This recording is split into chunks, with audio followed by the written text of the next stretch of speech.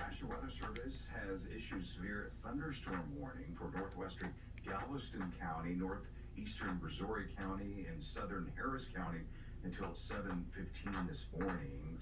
6:50 severe thunderstorm is located over southern League City and is nearly stationary. 60-mile-an-hour wind gusts and quarter-size hail. Areas affected in this warning include Pasadena, League City, Texas City, Friendswood, Dickinson, Lamarck, Santa Fe, Seabrook, Webster, Hitchcock, Kemah, Clear Lake, Nassau Bay, as well as Johnson Space Center, Bay Cliff, and San Leon.